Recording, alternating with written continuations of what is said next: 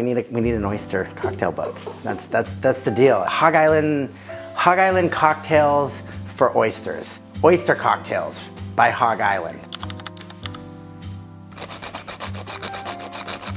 And when it's all done, you're gonna get something clear like that.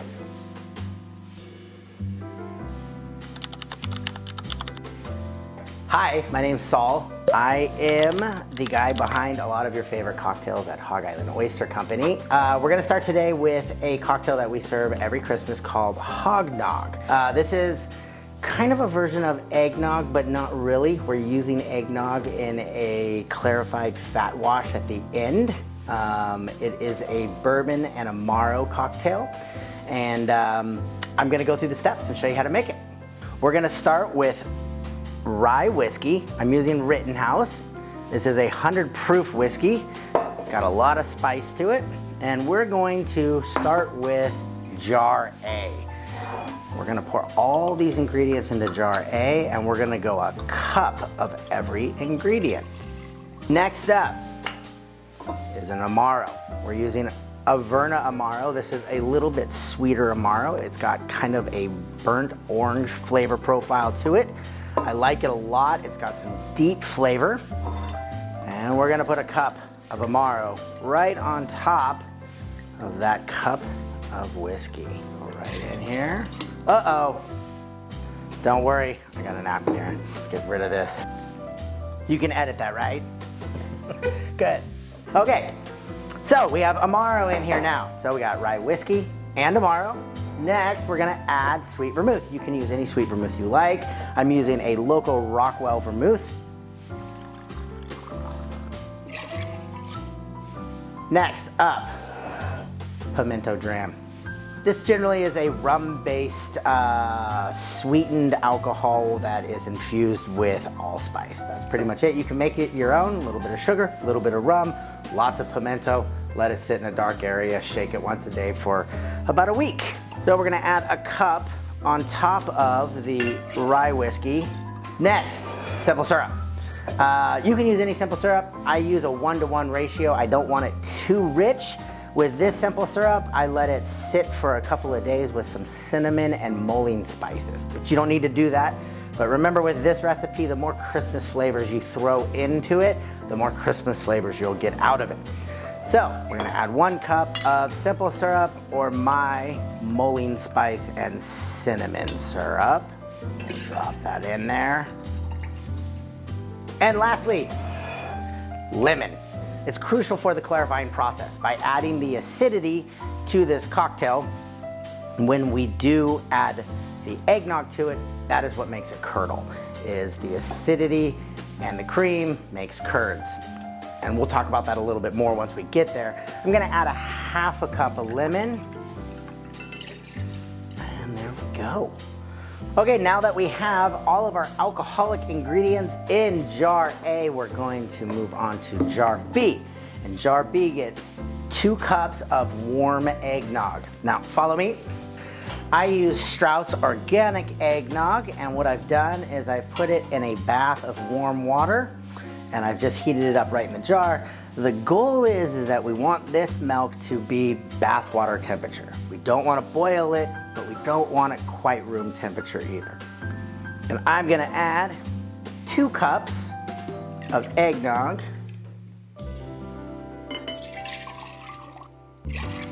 Okay, so here's where we do the magic. This is the clarification process. We have a mixture of alcohol here with fresh squeezed lemon juice in there. This is basically an acidic cocktail. Here we have eggnog, which is predominantly cream. We're going to pour our acidic cocktail into the eggnog. I don't know why you gotta do it this way, but the cocktail goes into the eggnog, not the eggnog into the cocktail. What's gonna happen is, as I pour that in essence, we're gonna make cheese inside of our cocktail. We're gonna strain out the curds that we create and keep the whey in the cocktail. That whey will give our cocktail, when it's all finished, a velvety mouthfeel. You'll get some of the eggnog flavor, and at the same time through the straining, we're gonna get a fine strain through the curds, and you're gonna get a transparent or translucent cocktail. I'm gonna tilt it lightly and we're gonna pour in. Here we go.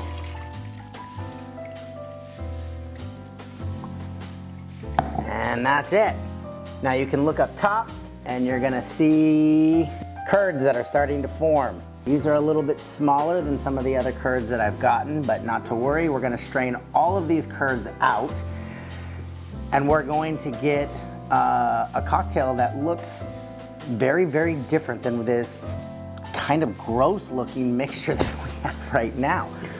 I'm gonna walk over here and I'm going to bring a large jar with a shin wash strainer. You can buy these on Amazon, but really you just need a big strainer. This shin wash strainer has really fine particulates, but to be honest, we're not straining through this. We're also not straining through this coffee filter that I'm gonna put inside here. What we're really gonna do is catch all these curds on the side of this filter, and we're gonna end up straining our mixture through the eggnog curds. Now, the first pass, it's gonna come through, it's gonna be dark, it's gonna be cloudy, we're gonna pass it again and again and again, and then we will finally get to a clear final product. All right, here we go.